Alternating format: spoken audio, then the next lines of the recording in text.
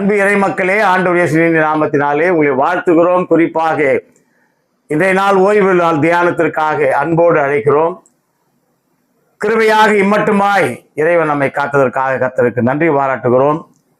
இன்றைய நாளுடைய தலைப்பு தூய ஆவியானவர். தூய ஆவியானவர் நம்முடைய உள்ளே உறைந்து உடனிருக்கும் வாக்குறுதியை அளிக்கின்றார். நம்மோடு உடன் இருக்கின்ற வாக்குறுதியை இறைவன் அளிக்கின்றார் என்ற தலைப்பிலே நாம் சிந்திக்க போகிறோம். Holy Spirit promise of the indwelling presence என்கிற தலைப்பிலே நாம் சிந்திக்க போகிறோம். சிந்தனைக்கு செல்வதற்கு முன்னதாக தலையிலே தாழ்த்தி தேவ சமூகத்திலே நம்மை அர்ப்பணிப்போம். நல்ல ஆண்டவரே, இந்த அருமையான நேரத்திற்காய் நன்றி செலுத்துகிறோம். சாமி, தூய ஆவியானுடைய அருளை எங்களுக்கு அனுப்பி எங்கள் ஒவ்வொருவரையும் பலப்படுத்தி, திடப்படுத்தி, ஆற்றல் படுத்தி எங்கள் ஒவ்வொருவரையும் வழிநடத்த வேண்டுமா ஜெபிக்கிறோம். விசேஷமாய் இந்த காலங்களிலே ஆண்டவரே, தூய ஆவியானவர் குறித்து சிந்திக்கத்தக்கதான கிருபையை எங்களுக்கு நீ கொடுத்ததற்காக நன்றி சுவாமி. குறைகள் இல்லாதபடி நிறைவை காண கிருபை தாரும். கேட்கின்ற உள்ளங்கள் அத்தனையும் நீர் ஆசீர்வதியும். நீ பிரேசனத்தை ஜெபிக்கிறோம் நல்ல பிதாவே. ஆமீன், ஆமீன். தேவ நாமத்துக்கு துதி உண்டாக. ஒரு பாடலை நாம் பாடுவோம்.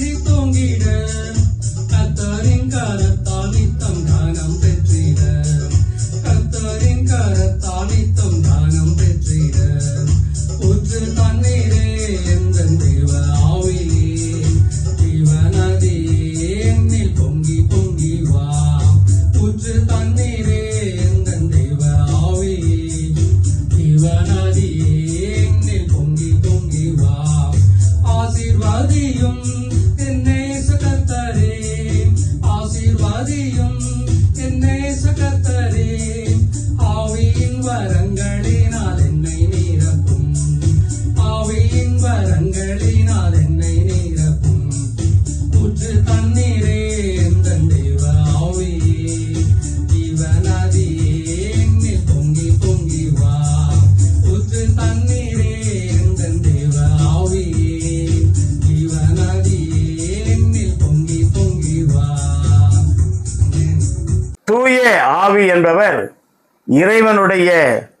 இறைவனின் மூன்றாவது நபர் என்று சொல்லப்படுகிறது. பிதா, குமாரன், தூய ஆவி. பிதாவானவர் ஆதியிலே இருந்து இந்த உலகத்தை படைத்தார். குமாரன் நம்மை வழிநடத்தி பலப்படுத்துகின்றார். அதன் பிறகு நம்முடைய தேற்றவாளனாக தூய ஆவியான் வருகிறார் என்று பார்த்தோம். ஆனால் இந்த மூவரும் ஒருவராக ஆதி முதல் இருக்கின்றவர்கள். ஆதியாம் புத்தகத்திலே 1ஆம் அதிகாரம் 2ஆம் வசனத்துக்கு நாம் கடந்து போகும் பொழுது, பூமியானது ஒழுங்கின்மையும் வெறுமையுமாய் இருந்தது. ஆகவே இந்த பூமி ஒழுங்கில்லாத ஒரு நிலையிலே காணப்பட்டது. ஆழத்தின் மேல் இருள் இருந்தது. ஆழத்தின் மேல் ஜலம் நிரம்பி இருந்தது. ஆழத்தின் மேல் இருள் இருந்தது. தேவ ஆவியானவர் இங்க பாருங்க, ரொம்ப அழகா சொல்றாங்க. தேவ ஆவியானவர் ஜலத்தின் மேல் அசைவாடி கொண்டிருந்தார். ஜலத்தின் மேல், இந்த பூமி ஒழுங்கில்லாத பூமியின் மேலே ஜலம் இருந்தது. ஜலத்தின் மேலே ஆவியானவர் அசைவாடி கொண்டிருந்தார் என்று ஆதியிலேயே நம்ம படைப்பின் காலத்திலேயே நாம் பார்க்கிறோம். ஆக இந்த படைப்பின் துவக்கத்தில் இருந்தே தூய ஆவியானவர் நம்மத்திலே கிரியை செய்து வருகிறார். இந்த தூய ஆவியானவர் ஒவ்வொரு காலகட்டங்களிலே ஒவ்வொரு விதமாக மக்களை சந்திக்கிறார் என்று பார்க்கிறோம். முதலிலே இஸ்ரவேலை நியாயம் தீர்க்க தூய ஆவியானவர் வருகின்றார் என்று பார்க்கிறோம். இஸ்ரவேலை நியாயம் தீர்க்கும் பொழுது குறிப்பாக கானானியர், ஏத்தியர், எமோரியர், பெரிசியர், ஏவியர், எபூசியர், இந்த 6 நாட்டை சார்ந்தவர்களும் இஸ்ரேல் மக்களை அடிமைப்படுத்தி துன்பப்படுத்துகின்ற சூழ்நிலையில வேதனைப்பட்டு கொண்டிருக்கின்ற இஸ்ரேல் மக்களுக்கு விடுதலை வாழ்வை கட்டளையிட வேண்டும் என்று சொல்லி யாத்திராம் புஸ்தகத்திலே 3ஆம் அதிகாரத்தில் 7 நாம் வாசிக்கும் பொழுது யார் இடத்தில் அடிமைப்பட்டிருந்தார்கள் என்று நான் சொன்ன 6 அரசர்கள் இருக்கிறார்கள், 6 ராஜ்யங்கள். இந்த 6 ராஜ்யத்திலிருந்து வரவழைத்து ஒத்தனியேல் என்று சொல்லக்கூடிய ஒரு தீர்க்கதரிசி எழுப்புகின்றார். 10ஆம் வசனத்திலே காணப்படுகிறது. நீ போயிட்டு அவர்கள் எல்லாரும் ஒன்று சேர். ஆக தூய ஆவியானவர் ஒத்தனியேல் மேல் இருந்ததினாலே 40 ஆண்டுகள் இஸ்ரேல் நாடு அமைதலாக இருந்தது. அதன் பிறகு மீண்டும் 1 சாமுவேல் புத்தகத்திலே 16ஆம் அதிகாரம் 13ஆம் வசனத்திலே பார்க்கும் பொழுது அந்த ஒத்தனியலுக்கு பிறகு 40 ஆண்டுகள் அமைதலாக இருந்த இஸ்ரேல் நாடு மறுபடியும் என்ன பண்ணு பாருங்க, 1 சாமுவேல் 16:13. அப்பொழுது சாமுவேல் தைல கொம்பை எடுத்து அவனை அவன் சகோதரன் நடுவிலே. ஆக இஸ்ரவேலர்களுக்கு தீர்க்கதரிசிகள் தேவையில்லை, எங்களுக்கு ஒரு அரசர் தேவை என்று சொல்லும் பொழுது ராஜாவாக யாரை முதல்ல சவுலை பண்றாரு, அதன் பிறகுதான் தாவீதை இது பண்றாரு. இங்க போகும்பொழுது எல்லா அண்ணன் தம்பிகள்லாம் வராங்க, எல்லாரும் ஒருத்தர் இல்லை இல்லை இல்லை இல்லை. கடைசியா கேட்கறாரு, இவ்வளவுதானே உங்க பிள்ளைங்கன்னு கேட்கிறாரு அந்த சாமுவேல். இல்லையா, ஒரு பையன் இருக்கிறான், அவன் ஆடு மாடு மேய்ச்சல் இருக்கிறான், அவனை கூப்பிடுங்க. அவனை அழைத்தார்கள். அழைத்த பொழுது அங்கதான் பாருங்க, அவனை அவன் சகோதரன் நடுவில் அபிஷேகம் பண்ணினான். அங்கே வந்த உடனேயே கர்த்தர் சொல்றாரு, ஆவியானவர் சொல்றாரு, இவன் தான் இவனை அபிஷேகம் பண்ணு. மகாரூபமுடையவன், சௌந்தரியமுடையவன், இது தாவீது, இந்த தாவீதை அபிஷேகம் பண்ணு என்று சொல்கிறார். ஆகவே தாவீதை 1 சாமுவேல் புஸ்தகத்திலே தேவ ஆவியானவர் அங்கு அபிஷேகம் செய்கிறார் என்று பார்த்தோம். அதே 2 சாமுவேல் புஸ்தகத்தில் 23ஆம் அதிகாரம் 2வது வசனம் கடந்து போகும் பொழுது கர்த்தருடைய ஆவியானவர் என்னை கொண்டு பேசினார். ஆமாங்க, எல்லா இடத்திலேயும். ஆக பழைய ஏற்பாட்டு புஸ்தகத்திலே அநேக இடங்களிலே தூய ஆவியானவர் கர்த்தருடைய ஆவியானவர், தேவனுடைய ஆவியானவர் என்று சொல்லப்படுகிறது. இங்கே நாம் பார்க்கும் பொழுது கூட 2 சாமுவேல் புஸ்தகத்தில் 23ஆம் அதிகாரம் 2வது வசனத்துல கர்த்தரின் படிங்க, கர்த்தருடைய ஆவியானவர் என்னை கொண்டு பேசினார். ஆகவே இறைவன் ஆவியின் வடிவிலே ஆவியாக பேசுகிறார் என்று பார்க்க. அதே எசேக்கியேல் புத்தகத்திலே 36ஆம் அதிகாரம் 27ஆம் வசனம் படிங்க. உங்கள் உள்ளத்திலே என் ஆவியை வைத்து, ஆண்டவர் சொல்ற பாருங்க, உங்கள் உள்ளத்திலே என் ஆவியை வைத்து உங்களை என் கட்டளைகளில் நடக்கவும் என் நியமங்களை கைக்கொள்ளவும் அவைகளின்படி செய்யவும் பண்ணுவேன். ஆகவே இந்த ஆவியானுடைய தூண்டுதல், ஆவியானுடைய எழுப்புதல், ஆவியானவர் ஐக்கியமாகின்ற மிக பெரிய சங்கல்பம் என்னவென்று சொன்னால், அங்க என்ன சொல்றாருன்னா, உங்களை மீண்டும் சேர்த்து என்னுடைய ஆவியை உங்கள் உள்ளத்திலே வைப்பேன் என்று சொல்கிறார். அப்படியானால் கர்த்தருடைய ஆவியானவர் நம்முடைய உள்ளத்திலே வந்து இறங்குகிறார் ஆதியிலேயே என்று பார்க்கிறோம். அதே யோவேல் புஸ்தகத்திலே 2ஆம் அதிகாரம் 28, 29 வார்த்தைக்கு நாம் கடந்து போகும் பொழுது, அதற்கு பின்பு நான் மாம்சமான யாவர் மேலும் என் ஆவியை ஊற்றுவேன். என் ஆண்டவர் சொல்ல பாருங்க, என் ஆவியை மாம்சமாய் இருக்கின்ற அனைத்து மக்களும் தரிசு ஏற்றுக்கொள்வார்கள், அவர்கள் மீது ஊற்றுவேன். அப்பொழுது உங்களுடைய குமாரரும் உங்கள் குமாரத்திகளும் தீர்க்க தரிசனம் சொல்லுவார்கள். இதற்கு அருமையா யோவேல் புஸ்தகத்தில் மிக சிறப்பாக ஆவியானவர் செயல்படுகிறார். உங்கள் குமாரரும் உங்கள் குமாரத்திகளும் ஆண்டவருடைய ஆவியை ஏற்றுக்கொள்கிறார்கள், அவர்கள் மீது ஏற்றுக்கொண்டு தீர்க்க தரிசனம் சொல்லுகிறார் என்று சொல்லுகிறார். இது பழைய ஏற்பாட்டிலே ஆவியானவர் குறித்து சொல்லப்படுகின்ற ஒரு சில இடங்கள். இன்னும் பார்க்கும்போது பார்த்து நிறைய இடங்களை பார்க்கலாம். புதிய ஏற்பாட்டில் போகும்பொழுது இயேசு சாமி போய் ஞானஸ்நானம் எடுக்கிறாருங்க. மத்தேயு சுவிசேஷம் 3ஆம் அதிகாரம் 16ஆம் வசனம் படிங்க. இயேசு கிறிஸ்து ஞானஸ்நானம் பெற்று ஜலத்திலிருந்து கரையேறியவுடன் இதோ வானம் அவருக்கு திறக்கப்பட்டது. தேவ ஆவியானவர் புறா வடிவத்திலே இயேசுவின் மீது இறங்கி புறாவை போல் இறங்கி தம்மேல் வருவதை கண்டார். இவர் என் நேசகுமாரன். அந்த ஆவியானவர் சொல்றார், இவருடைய பிரியமான மகன், இவர் மீது நான் பற்றுதலாய் இருக்கிறேன், இவரை வைத்து இந்த உலகத்தை திருத்த முயற்சி செய்ய போகிறேன். ஆகவே ஆண்டவராகிய இயேசு கிறிஸ்து புதிய ஏற்பாட்டிலே இந்த ஆவியின் வழிபாடு அல்லது ஆவியை குறித்த ஒரு சிந்தனைக்கு நாம் செல்லும் பொழுது இந்த ஆவியை குறித்து சொல்லப்படுகின்ற இடம் முதலிலாகிய கர்த்தராகிய இயேசு கிறிஸ்து ஞானஸ்நான இடத்தை குறிக்கிறார்கள். அதே யோவான் 4ஆம் அதிகாரம் 16வது வசனத்தை கடந்து போகும் பொழுது, நான் பிதாவை வேண்டிக் கொள்வேன். நான் ஆண்டவர் இயேசு கிறிஸ்து வாயினால சொல்றதுங்க, நான் பிதாவை வேண்டிக் கொள்ளுவேன், அப்பொழுது என்றென்றைக்கும் எப்பொழுதும் உங்களோடு கூட இருக்கும்படிக்கு சத்திய ஆவியாகிய உண்மையின் ஆவியாகிய பரிசுத்த ஆவியாகிய வேறொரு தேற்றரவாளனை அவர் உங்களுக்கு தந்தருள்வார். ஆமா, ஆண்டவர் வந்து மரித்து போகிறாரு. மரித்து போறதுக்கு முன்னாடியாகவே தன்னுடைய சீஷர்களை திடப்படுத்துறார். என்ன சொல்றாருன்னா, நான் மரித்து போகிறேன், நான் போன பிறகு ஆவியானவர் வரப்போகிறார், சத்திய ஆவியானவர் வரப்போகிறார். அதேதான் 16:7 வசனம் படிங்க. நான் உங்களுக்கு உண்மையை சொல்கிறேன், நான் போகிறது உங்களுக்கு பிரயோஜனமா இருக்கும். நான் போகாட்டா வரமாட்டார். என்ன அழகா சொல்றா பாருங்க, நான் போவது உங்களுக்கு நன்மையாய் அமையும். நான் போகாதிருந்தால் தேற்றரவாளன் உங்களிடத்தில் தேற்றரவாளனாகிய சத்தியவான் உம்மிடத்தில் வரப்போவதில்லை. ஆகவே நான் போய் தான் அவரை அனுப்பணும். ஆகவே நான் போவதினாலே உங்களுக்கு லாபம் உண்டு, பயன் உண்டு, பலன் உண்டு. நான் போவதினாலே உங்களுக்கு தேற்றவாள் வருகிறார். அந்த தேற்றவாளர் வந்து உங்களை பலப்படுத்துகிறார் என்று பார்க்கிறோம். எனக்கு அருமையான தேவ ஜனமே, இன்றைய நாளிலே நான் சிந்திக்க போகிறது இந்த ஆவியை குறித்தான். பழைய ஏற்பாட்டின் புஸ்தகத்திலேயும் சரி, புதிய ஏற்பாட்டின் புஸ்தகத்திலும் சரி, அநேக இடங்களிலே தேவ ஆவியானவர் குறித்த தீர்க்க தரிசனங்கள், உண்மையான உரைகள் காணப்படுவதை பார்க்கிறோம். இத்தனை இடங்களிலே பார்க்கும்போது கூட அப்போஸ்தலர் 1:8 படிங்க. அப்போஸ்தலர் 1:8, பரிசுத்த ஆவி உங்களிடத்திலே வரும்பொழுது நீங்கள் பலனடைந்து எருசலேமிலும் யூதேயா முழுவதிலும் சமாரியாவிலும் பூமியின் கடைசி பரியந்தம் எனக்கு சாட்சிகளாக இருப்பீர்கள். ஆகவே ஆண்டவருக்கு சாட்சிகளாக நாம் எப்பொழுது மாறப்போகிறோம் என்று சொன்னால், இந்த ஆண்டவருடைய வருகை தூய ஆவியானவர் நம் மீது ஊற்றப்படும் பொழுதுதான். பரிசுத்த ஆவி வரும்பொழுது நாம் எல்லோரும் ஆண்டவருக்கு ஏற்ற சாட்சிகளாய் மாற்றப்படுகிறோம். ஆகவே யார் ஒருவர் தூய ஆவியை பெற்றுக்கொள்கிறார்களோ அவர்கள் பரிசுத்த ஆவி நிச்சயத்தை பெற்றுக்கொள்கிறார்கள்.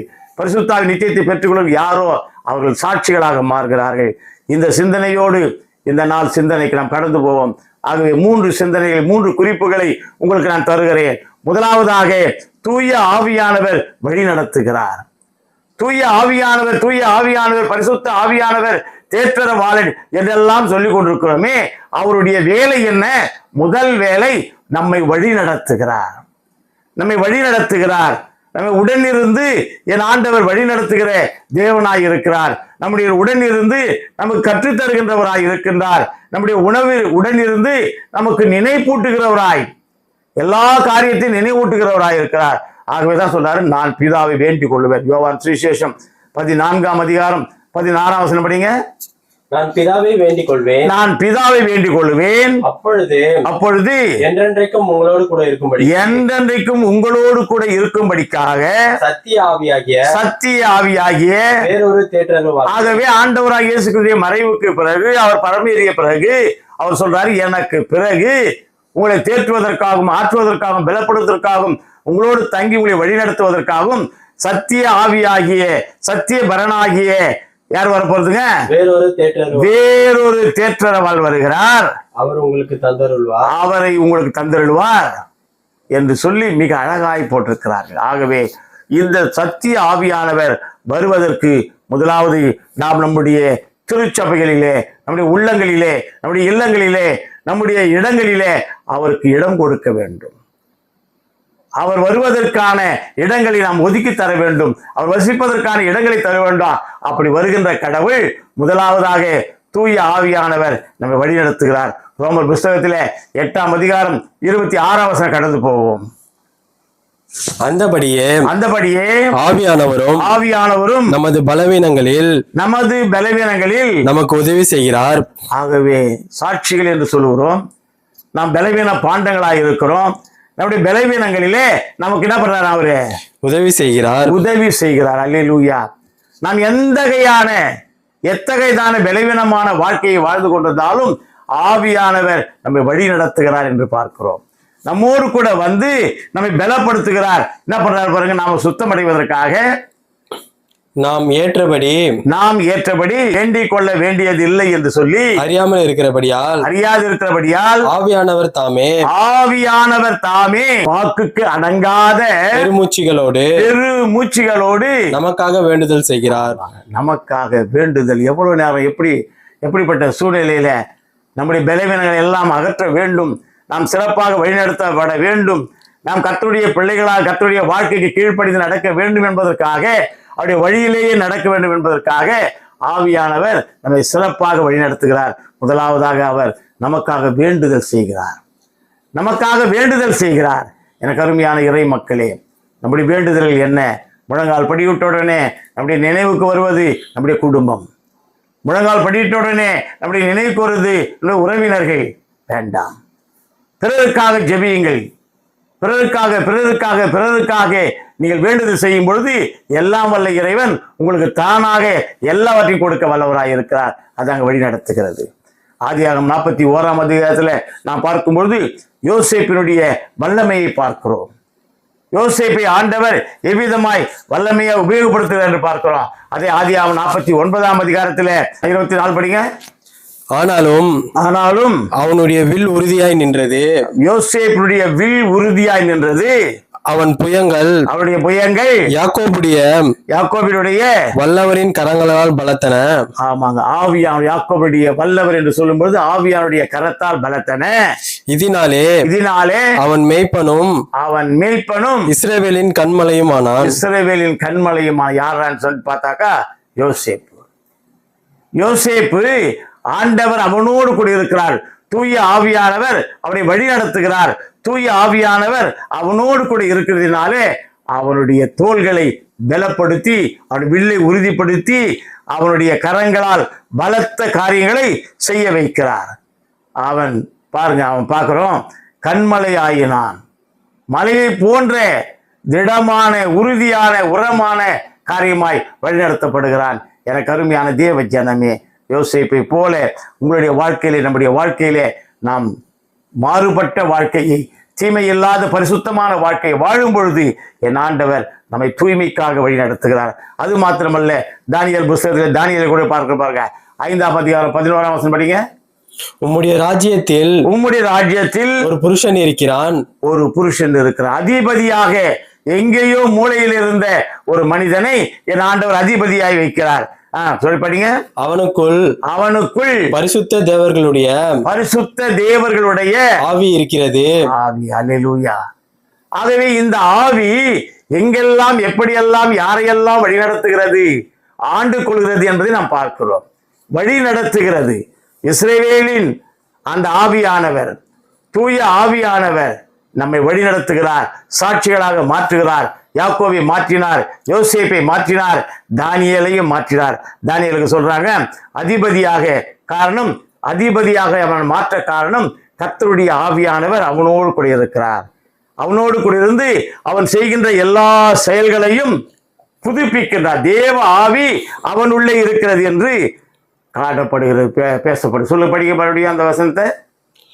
உம்முடைய பிதாவின் நாட்களில் வெளிச்சமும் விவேகமும் தேவர்களின் ஞானத்திற்கு ஒத்த ஞானமும் அவனிடத்தில் காணப்பட்டது. காரணம் என்ன? தேவ ஆவியானவர் அவனோடு கூட எல்லாத்திலையும் சிரேஷ்டமாக உன்னதமானவராக இருந்தான். ஆனால்தான் அந்த சிங்க கபிலே இருந்த பொழுது கூட, அக்னி சுவாலில் இருந்த பொழுது கூட ஆண்டவர் வழி நடத்துகிறார். என கருமையான தேவ பிள்ளைகளே, நீங்கள் எப்படிப்பட்ட கார்மேகம் போன்ற இருளான இடத்திலே சென்று கொண்டிருந்தாலும் தேவனை நினைக்கும் போது தூய் ஆவியானவர் நம்மை வழி நடத்துகின்றார் இருக்கிறார். யோவான் புஸ்தகத்திலே 14ஆம் அதிகாரம் 16ஆம் வசனம் மீண்டும் வாசிப்போம். 14:16. நான் பிதாவை வேண்டிக் கொள்வேன், அப்பொழுது என்றென்றைக்கும் உங்களோடு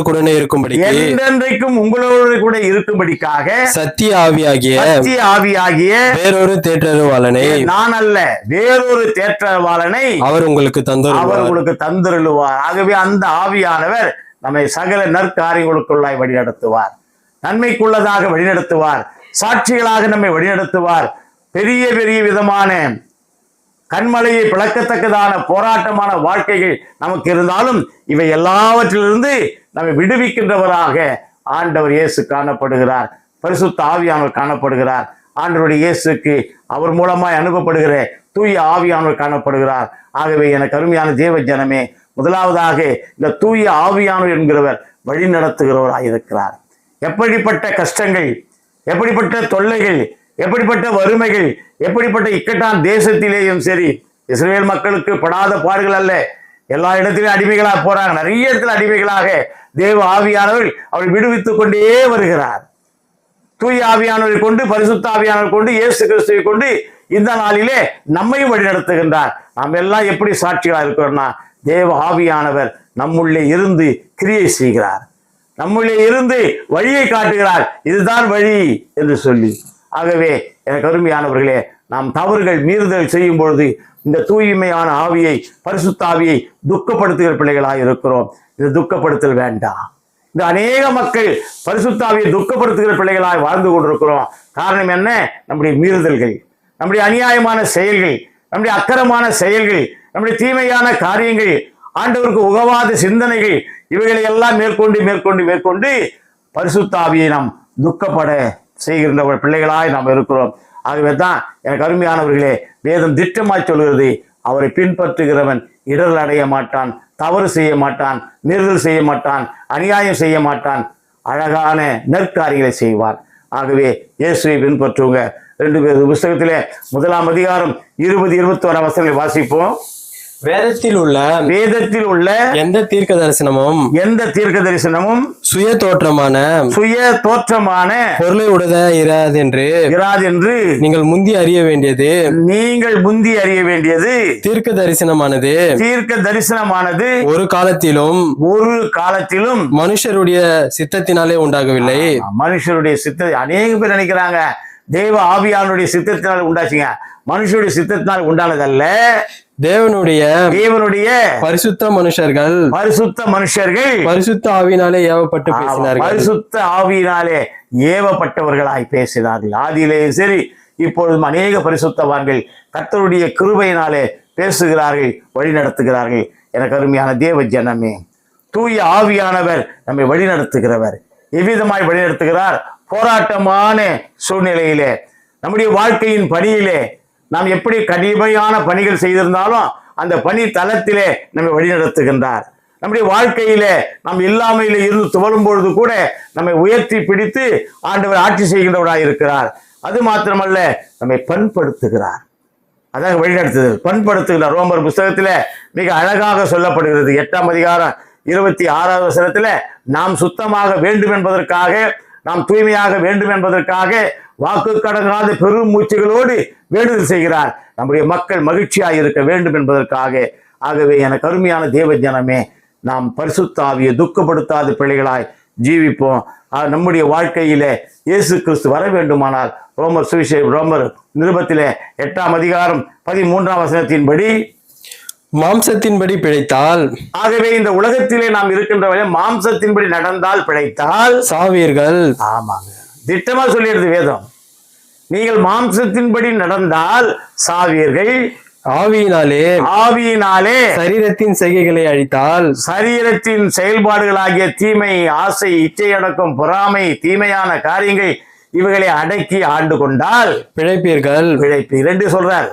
ஒன்று ஆவியின்படி, இரண்டாவது மாம்சத்தின்படி. ஆண்டவருடைய சித்தத்தின்படி கற்பாரின் மீது கட்டினவர்களை பார்க்கிறோம். கற்பாரின் மீது கட்டினவன் புத்தி உள்ளவன் என்று சொல்லி பாடல் பாடுகிறோம். மணல், அதே நேரத்தில் மணலை காட்டுறாரு, மணல் பிரதேசத்தில் கட்டினவனை காட்டுறாரு. ஆகவே மாம்சம், அங்கே ஆவியின்படி. இந்த ரெண்டு காரியங்களையும் ஆண்டவர் சொல்றார். மாம்சத்தின்படி நடப்பது ஆவியின்படி நடப்பது அல்ல. மாம்சத்தின்படி நடப்பது மணல் வீட்டுக்கு சமமானது. ஆவியின்படி நடப்பது நாம கற்பாரின் மீது கட்டப்படுகின்ற வீடுக்கு சமமானது.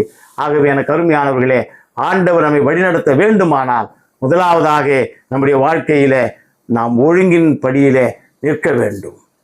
மறுபடியும் படிங்க அந்த ரோமர் 8:13. மாம்சத்தின்படி நாம் நடக்காமல், மாம்சத்தின்படி பிழைத்தால் சாவீர்கள். அதன்படி வாழ்ந்தால் பிழைத்தால் சாவீர்கள். ஆவியினாலே சரீரத்தின் செய்கைகளை அழித்தால், சரீரத்தின் செயல்பாடுகள், இச்சையடக்கம், காமம், பொறாமை, தீமையான எண்ணங்கள், அசுத்தமான எண்ணங்கள் இவைகளை அழித்தால் பிழைப்பீர்கள். ஆகவே எனக்கு அருமையானவர்களே, தூய ஆவியானவர் கொடுத்த சிந்தனை, முதலாவது சிந்தனை, ஆண்டவர் நம்மோடு கூட இருக்கிறார். இன்பமான நேரமாக இருந்தாலும், கஷ்டமான நேரமாக இருந்தாலும், துன்பமான நேரமாக இருந்தாலும், மகிழ்ச்சியான நேரமாக இருந்தாலும், எந்த வேளையிலும், அதான் பக்தர் பாடுறாங்க, எந்த காலத்திலும் எந்த நேரத்திலும் நன்றியால் உம்மை நான் துதிப்பேன், இயேசுவே உம்மை நான் துதிப்பேன், எந்த வேளையிலும் துதி. ஆகவே ஆண்டவர் மாம்சத்தின்படி நம்மை நடப்பதற்காக அழைக்கப்படவில்லை. ஆவிக்குரிய பிள்ளைகளாக நடக்கும்படியாய், தூய்மையான பிள்ளைகளாய் நடக்கும்படியாய் அழைத்திருக்கிறார்.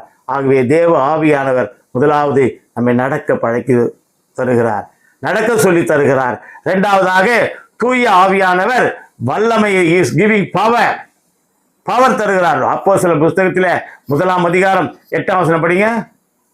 பரிசுத்த ஆவி உங்களிடத்தில் வரும்போது, பரிசுத்த ஆவி உங்களிடத்திலே வரும்போது, யார் யாரிடத்திலே பரிசுத்த ஆவிக்காய் வேண்டுதல் செய்கிறோமோ அவரிடத்திலே பரிசுத்த ஆவி வருகிறார்.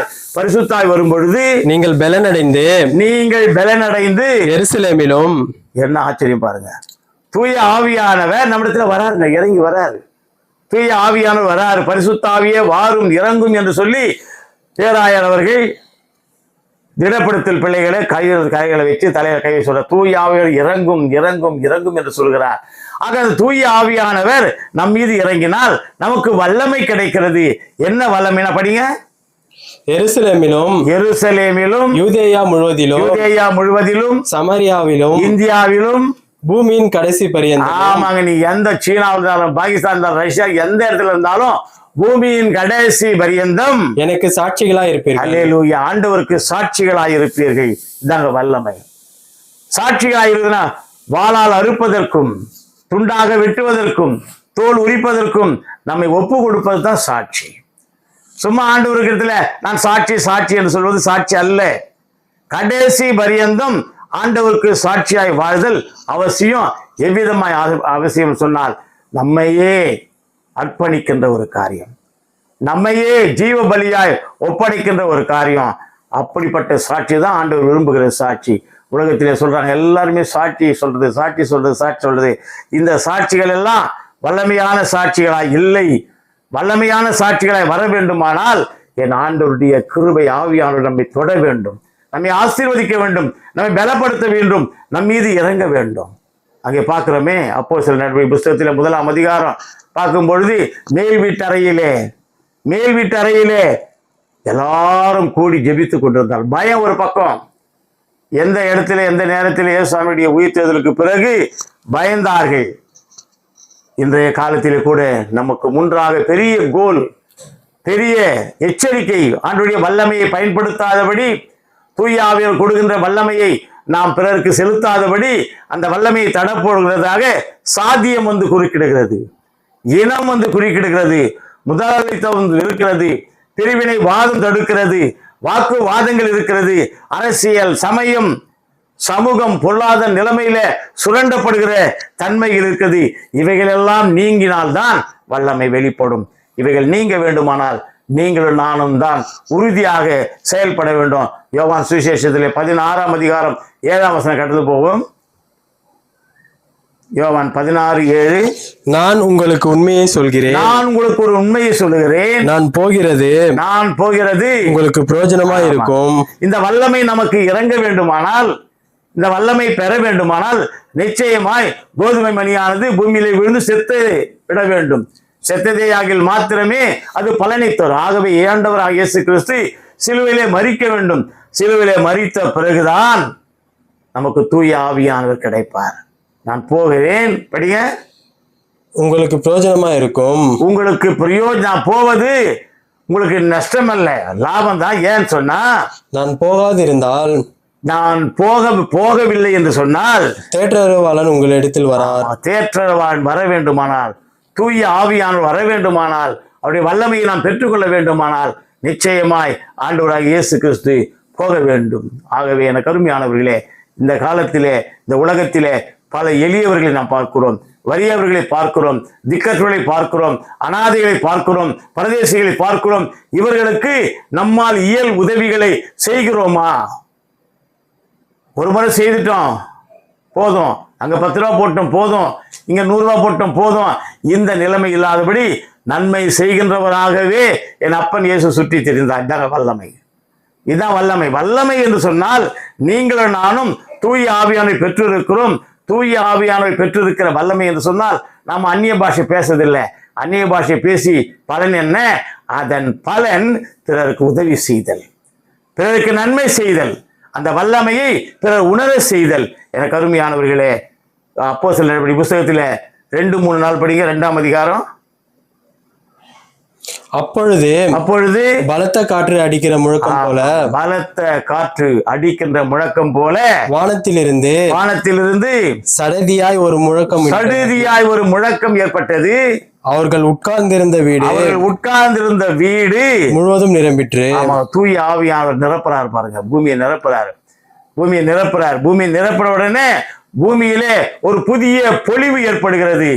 ஒரே நாள்ல, ஒரே நேரத்தில் ஏறக்குறைய எத்தனை பேருங்க?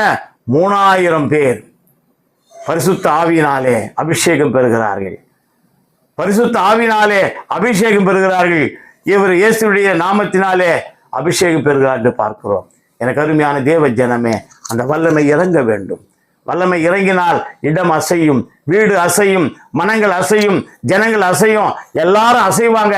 அசைவு ஏற்பட்ட பிறகு ஒரு நிலையான அமைதி, அந்த அமைதியிலே என் தேவன் எழுந்தருளுகிறார், வல்லமை வெளிப்படுத்துகிறார். வல்லமை வெளிப்படுத்தும் பொழுது ஏராளமான செயல்பாடுகள் பிறக்கிறதை நாம் பார்க்கிறோம். எனக்கு அருமையானவர்களை நாம் செய்கிறோமா? சிந்தித்து பார்க்கிறோம். ஆலயத்திற்கு போறாங்க பேதுரும் யோவானும் போறாங்கய்யா. போகும்போது வழியில பார்க்கிறாங்க. யார் பார்க்கிறாங்கன்னா, ஒரு முடவனை பார்க்கிறாங்க. எழுந்து அவனை கூட்டின்னு வாங்க அப்படின்றாங்க. அவன் என்ன சொல்றான்? இறங்கும் ஐயரே, எனக்கு உதவி செய்யுங்க, ஏதாவது உதவி செய்யுங்க அப்படின்னு சொல்லும் பொழுது, எங்களிடத்திலே ஒன்றும் இல்லை, ஒரே ஒரு வல்லமை உண்டு, ஆண்டவராகிய இயேசுவின் நாமத்தினால் எழுதுனத, அதான் வல்லமை. கிறிஸ்தவர்கள் இப்படிப்பட்ட வல்லமை உடையவர்களாக இருக்கிறோமா? பணம் இருக்கிறது, பொருள் இருக்கிறது, ஏராளமான செல்வாக்குகள் இருக்கிறது, ஜனங்கள் இருக்கிறது, நன்மையான காரியம் இருக்கிறது. ஆனால் இயேசுவினுடைய அருளினாலே, இயேசுவினுடைய வல்லமையினாலே எழுந்து நட என்று சொல்லக்கூடிய ஆற்றல் இருக்கிறதா? வல்லமை இருக்கிறதா? சிந்தித்து பார்க்க வேண்டும். அந்த கூக்குரலை இழுக்கப்படுகிறார். அந்த அருமையான முடவன் இழுக்கப்படுகிறான். இழுத்தப்பட்டு சொல்றான், எனக்கு கொடுங்க, ஏதாவது கொடுங்க. கையை நோக்கி பார்க்கறான். அப்போ ஆண்டவர் இயேசு இனி நாமத்தினாலே எழுந்து நட ஆற்றல் அவர்கள் கொடுக்கப்படுகிறது. இதுதாங்க ஆற்றல். இயேசுடைய வல்லமையான காரியம் ஆற்றலாய் வெளிப்பட்டு அந்த ஆற்றல் நம்மிடத்திலே வர வேண்டும். இந்த மனித சமுதாயத்திலே பெரிய மாற்றத்தை பாதிப்பை ஏற்படுத்தக்கூடியது ஏழை எளிய மக்களுடைய நல்வாழ்வு. திருச்சபையினுடைய புதிய துவக்கம் இந்த நல் வாழ்க்கையில அடங்கியிருக்கிறது. அப்போஸ்தலர் 2:2 பார்க்கிறோம், அந்த வீடு அசைந்தது. பலனற்றவர்கள் திடனற்றவர்கள் அனைவரும் பலன் பெற்றார்கள், அவர்கள் சத்துவத்தை பெற்றுக்கொண்டார்கள் என்று பார்க்கிறோம். எனக்கு அருமையானவர்களே, நம்முடைய வாழ்க்கையிலே தூய ஆவியானவர் வழி நடத்துகிறார். தூய ஆவியானவர் வல்லமையை தருகின்றார். மூன்றாவது, தூய ஆவியானவர் உற்சாகம் ஊட்டுகின்றார். எழுந்து போன சக்தியை பலத்தை திரும்ப தந்து உற்சாகம் ஊட்டுகிறார். லூக்கா சுவிசேஷத்துல 2ஆம் அதிகாரம் 25ஆம் வசனம் கடந்து போவோம். அப்பொழுது சிமியோன் என்னும் பேர் கொண்ட இழந்து போனவன் சொன்னா பலம் இழந்து போனவன், வயது இழந்து போனவன், காலம் கடந்து போன கிழவன். ஆனாலும் கூட அந்த வயதான சிமியோன் திருப்பணிக்காக உந்துதல் பெற்று ஆலயத்தில் இருக்கிறான். அப்படி இருக்கும் பொழுது அவன் நீதியும் தேவ பக்தியும் உள்ளவனாயும், ஆமாங்க, அவன் நீதி உள்ளவனாயிருந்தான், தேவ பக்தி உள்ளவனாயிருந்தான், கர்த்தருக்கு ஏற்றவனாயிருந்தான், கர்த்தரோடு கூட நடந்து சென்றான், கர்த்தருடைய வல்லமை பெற்றவனாயிருந்தான். ஆகவே இந்த வயதான காலத்திலேயும் கர்த்தர் அவனுக்கு இறங்கினார். அப்படிங்க, இஸ்ரவேலின் ஆறுதல் வர காத்திருக்கிறவனாய் காத்திருந்தான். எனக்கு அருமையான தேவ ஜனமே, காத்திருப்போர் பலனடைகிறார்கள், காத்திருப்போர் பெற்றுக் கொடுக்கிறார்கள், காத்திருப்போர்கள் ரட்சிப்படைகிறார்கள், காத்திருப்போர்கள் உற்சாகம் அடைகிறார்கள், காத்திருப்போர்கள் இயேசுவோடு கூட நடக்க பழகி கொள்கிறார்கள், காத்திருப்போருக்கு இயேசு வல்லமையை தருகிறார், காத்திருக்கின்றவர்கள் உற்சாகத்தை ஊட்டுகின்றார். சிமியோன் காத்திருந்தான், இயேசுடைய வருகைக்காய் காத்திருந்தான். வயதான காலத்திலே யாருமே மதிக்காத ஒரு பருவம் தான் வயதான பருவம். அப்படியான பருவத்திலே அவன் காத்திருந்தான். எனக்கு அருமையான தேவ ஜனமே, நாம் காத்திருப்பதனாலே பல கொடைகள், நன்கொடைகள், அருள் கொடைகள் நமக்கு கிடைக்கிறது. 1 கொரிந்தியர் புத்தகத்திலே 12ஆம் அதிகாரம் 4 முதல் 11 வசனங்களை வாசிக்கும் பொழுது மிக சிறந்த அருட்கொடைகளை பார்க்கிறோம். 1 கொரிந்தியர் 12ஆம் அதிகாரம் எடுத்துங்க. 1 கொரிந்தியர் 12ஆம் அதிகாரத்தில் 4ஆம் வசனத்திலிருந்து 11ஆம் வசனம் வரைக்கும் பார்க்கும்பொழுது பல வகையான அருள் கொடைகளை கர்த்தருக்காய் காத்திருக்கின்ற பிள்ளைகள் பெற்றுக் கொள்கிறார்கள். உற்சாகத்தை ஊட்டுகின்ற வகையிலே இந்த நன்கொடைகள், அருள் கொடைகள் கொடுக்கப்படுகிறது. படிங்க. வரங்களில் வித்தியாசங்கள் உண்டு. வரங்களில் ஆண்டவர் சொல்ற பாருங்க, ஆண்டவருக்கு காத்திருக்கின்றவர்களுக்கு வரங்கள் கொடுக்கப்படுகிறது. அதான் உற்சாகமான கிருபைகள், ஆசீர்வாதங்கள் கிடைக்கப்படுகிறது. வரங்களில் வித்தியாசம் உண்டு. ஆவியானவர் ஒருவரே, ஊழியங்களிலும் வித்தியாசங்கள் உண்டு. வித்தியாசம் உண்டு. கர்த்தர் ஒருவரே, கிரியைகளிலும் வித்தியாசங்கள் உண்டு. வித்தியாசம் உண்டு. எல்லோருக்குள்ளும் எல்லாவற்றையும் நடப்பிக்கிற தேவன் ஒருவரே. எல்லாவற்றையும் நடப்பிக்கின்ற தேவன் ஒருவரே. ஆவியானவருடைய அனுக்கிரகம், ஆவியானவருடைய கிருபைகள், அனுக்கிரகங்கள், ஆசீர்வாதங்கள் அவனவனுடைய பிரயோஜனத்திற்கென்று அளிக்கப்படுகிறது. அவருடைய பிரயோஜனத்திற்கென்று அளிக்கப்படுகிறது. தூய ஆவியானவர் கொடுக்கின்ற இந்த கிருபையினாலே உற்சாகம் பெற்றுக் கொள்கிறோம். அன்று சிமியோன் ஆண்டவரை பார்த்தான், தூய ஆவியானவரை கண் கொள்ளாமல் பார்த்தான். பார்த்ததினாலே அவருடைய ஆவியிலே உற்சாகம் இருந்தது. ஆகவேதான் மத்தேயு சுவிசேஷத்திலே 16ஆம் அதிகாரம் 16ஆம் வசனம் படிங்க. மத்தேயு 16:16. சீமோன் பேதுரு பிரதித்திரமாக, சீமோன் பேதுரு எல்லாரும் கேட்கிறார், ஆண்டவர் நீ யாரு, நான் யாரு சொல்றாங்கன்னு. எல்லாரும் சொல்றாங்க, இப்படி சொல்றாங்க, அப்படி சொல்றாங்க, இப்படி சொல்றாங்கன்னு. அப்புறம் சொல்றார், சீமோன் பேதுரு பிரதித்திரமாக, நீர் ஜீவனுள்ள தேவனுடைய குமாரனாகிய கிறிஸ்து என்றான். கிறிஸ்து என்று சொல்கிறான். அதுக்கு ஆண்டவர் நபர் சொல்றாரு, இயேசு அவனை நோக்கி யோனாவின் குமாரனாகிய சீமோனே, நீ பாக்கியவான், மாம்சமும் இரத்தமும் இதை உனக்கு வெளிப்படுத்தவில்லை, என்னுடைய வல்லமையை சொல்லும்படியாக மாம்சம் சொல்லலையா, ரத்தம் சொல்லல, தேவ ஆவியானவர் உனக்கு இறங்கி இருக்கிறார், உன்னை உற்சாகப்படுத்தி இருக்கிறார். அவருடைய ஆவியை பெற்றுக்கொண்ட நீ, அப்படி வழிநடத்தலை பெற்றுக்கொண்ட நீ, அப்படி வல்லமையை பெற்றுக்கொண்ட நீ இப்ப சொல்ற, நாம் ஜீவனுள்ள தேவனுடைய குமாரனாகிய கிறிஸ்து என்று சொல்கிறார். எனக்கு அருமையான தேவ ஜனமே, நம்முடைய வாழ்க்கையிலே ஆவியின் உற்சாகம் நம்மை ஆட்கொள்ள வேண்டுமானால் நம்ம முழுவதுமாய் தேவ ஆவியானவருக்கு நம்ம ஒப்புக்கொடுக்க வேண்டும். அது மாத்திரமல்ல, அவ்விதமாய் கொடுக்கும் பொழுது ஆண்டவர் ஆவியின் கனிகளை பெற்றுக்கொள்ள சொல்கிறார். கலாத்தியர் புஸ்தகத்தில் 5ஆம் அதிகாரம் 22, 23 வசனங்களுக்கு நாம் கடந்து போகும்பொழுது மிக சிறந்த கனிகளை பார்க்கிறோம். ஒவ்வொரு கனிகளும் கர்த்தர் கொடுக்கின்ற உற்சாகமான ஊட்டுதலுக்குரிய காரியங்கள், தேவ ஆவியானவர் கொடுக்கின்ற உற்சாகத்தின் கிரியைகள், உற்சாகத்தின் பலிகள், உற்சாகத்தின் நற்பலன்கள். படிங்க மறுபடியும் அந்த கலாத்தியர் 5, 22, 23. ஆவியின் கனியோ அன்பு, சந்தோஷம், சமாதானம், நீடிய பொறுமை, தயவு, நற்குணம், விசுவாசம், சாந்தம், இச்சையடக்கம். 9 காரியங்களை சொல்ல பாருங்க. இந்த 9ம் ஆவியின் கனிகளாக நமக்கு கிடைக்க வேண்டும் என்றால் நாம் உற்சாகத்தோட கர்த்தருடைய ஆவியானவரை பெற்றுக்கொள்ள வேண்டும். இந்த உற்சாகத்தன்மை நமக்குள்ளே இருக்க வேண்டும். அப்பதான் பாருங்க, அன்பு ஒன்று கூட இதுக்கு அதற்கு செட் ஆகாதே இல்லை. ஒன்று கூட அவருடைய சொல்றது ஆவியின் கனிகள்ல ஒரு கனி இன்னொரு கனிக்கு இழிவானது அல்ல. எல்லாமே சிறந்த கனிகளாய் ஒவ்வொரு கனிகள் 9 கனிகளை கர்த்தர் காட்டுறார். 9 கனிகளை காட்டுறார். இந்த 9 கனிகள் தான் நான் கொடுக்கின்ற அருட்கொடைகள். தூய ஆவியானவர் நம்மை உற்சாகமூட்டுவதற்காக நமக்கு கொடுக்கிற முதல்ல அன்பாயிரு. எல்லாரிடத்திலும், சமுதாய இடத்திலே, முதல்ல உன் குடும்பத்திலே, உன் மனைவி இடத்திலே, உன் பிள்ளைகளிடத்திலே, உன் குடும்பத்திலே, உன் திருச்சபையிலே, எனக்கு அருமையானவர்களே, திருச்சபையிலே அன்பு இழந்தவர்களை நான் எத்தனை பேர் பார்க்கிறோம். பலன் இழந்தவர்களாய் காணப்படுகிறார்கள். பலன் சொல்றா உடல் பிரகாரம் மாம்சத்தின் பலன் அல்ல, ஆவியின் பலன் இழந்தவர்களாய் அன்பு இல்லாதவர்களாய் காணப்படுகிறார். பல சூழ்நிலைகளே சோர்வு அடைந்து விடுகிறார்கள். அன்பு, சமாதானம், படிங்க, அன்பு, சந்தோஷம், சமாதானம், நீடிய பொறுமை, இவைகள் எல்லாத்தையும் தான் ஆவியின் கனிகளாய் நம்முடைய பார்க்கிறோமே. இவைகள் நமக்கு ஈர்க்கின்ற கனிகள், நம்மை உற்சாகப்படுத்துகிற கனிகள். இந்த கனிகள் ஒவ்வொன்றையும் நாம் பெற்றுக்கொள்ளும் பொழுது நம்முடைய பலன் நமக்கு கிடைக்கிறது என்று பார்க்கிறோம். ஆகவே கடவுள் கொடுத்த வாக்குறுதிகள் ஒவ்வொன்றையும் நம்புவோம். விசேஷமாக இந்த தூய ஆவியானவர் குறித்து சிந்திக்கின்ற வேளையிலே தூய ஆவியானவர் நம்மையும், நம்முடைய திருச்சபையும், நம்முடைய பிள்ளைகளையும், நம்ம குடும்பத்தையும், நம்முடைய சமுதாயத்தையும் வழிநடத்துகிறார் தூய ஆவியானவர். இந்த சிந்தனைக்குள்ளாய் நாம் கடந்து போக வேண்டும். 2வது, இந்த தூய ஆவியானவர் எங்களுக்கு வல்லமையை தருகிறார் என்ற சிந்தனையோடு நாம் நுழைய வேண்டும். 3வது, தூய ஆவியானவர் உற்சாகத்தை ஊட்டுகின்றார். இந்த 3 காரியங்கள் நம்முடைய வாழ்க்கையில காணப்படும் பொழுது தூய ஆவியானவர் துக்கப்படுத்தாத பிள்ளைகளாய், மகிழ்ச்சி அடைகிற துக்கப்படுத்துகிற பிள்ளைகளாய் அல்ல, மகிழ்ச்சியை உண்டு பண்ணுகிற பிள்ளைகளாய் இருப்போம் என்பதிலே சந்தேகமே இல்லை.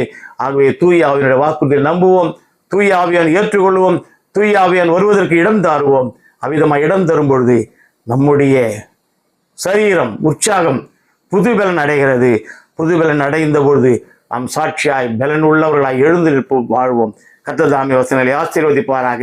தலையை தாழ்த்தி ஜெபிப்போம். நல்ல ஆண்டவரே, இந்த அருமையான நேரத்திற்காய் நன்றியுடைய ஸ்தோத்திரிக்கிறோம் சாமி. மது கிருபையினாலே தூய ஆவியானவரை குறித்த சிந்தனையை நான் சிந்தித்தோம் சுவாமி. எங்கள் சிந்தனைகளே பலவீனங்கள் இருந்திருக்கலாம், துவண்டுதல் காணப்படலாம் ஆண்டவரே, அழற்சிகள் காணப்படலாம். எல்லாவற்றையும் நீக்கி ஆண்டவரே நிலமுள்ளதாய், சாட்சி உள்ளதாய் என்னுடைய சிந்தனைகள் மாறத்தக்கதான கிருபையை தாரும். தூய ஆவியானவர் எங்களை வழிநடத்துகிறார் என்ற எண்ணம் எப்பொழுதும் எங்களுக்கு வரத்தக்கதான கிருபையை தாரும். தூய ஆவியானவர் எங்களோடு கூட இருந்து எங்களுக்கு வல்லமையை தருகிறார் என்ற எண்ணம் எப்பொழுதும் இருக்க எங்களுக்கு கிருபை தாரும். அது மாத்திரமல்ல, தூய ஆவியானவர் என்னுடைய வாழ்க்கையிலே உற்சாகம் ஊட்டி கொண்டிருக்கிறார். இந்த நிலைமையை நாங்கள் எப்பொழுதும் நினைத்தவர்களாக இருக்க கிருபை தாரும். தொடர்ந்து என்னை காத்துக்கொள்ளும், பலப்படுத்தும். மீட்பர் இயேசுவின் ஜெபிக்கிறோம் நல்ல பிதாவே, ஆமீன். நம் தேவனுடைய இரக்கமுள்ள கிருபைக்கும் பராமரிப்புக்கும் நம் யாவரையும் அர்ப்பணித்து ஜெபிக்கிறோம். பிதா, குமாரன், தூயாவின் ஆசீர்வாதம், வழிநடத்தல், தெய்வீக சமாதானம் நம்மோடும், நம்முடைய குடும்பத்தோடும், நம்முடைய திருச்சபையோடும், நம்முடைய இனஜன பந்துக்கள் யாவரோடும் நிலைத்திருந்து நிவான் நிம்மதி ஆசீர்வாதத்தை இருந்து கட்டிடுவதாக. ஆமீன், ஆமீன். அல்லேலூயா.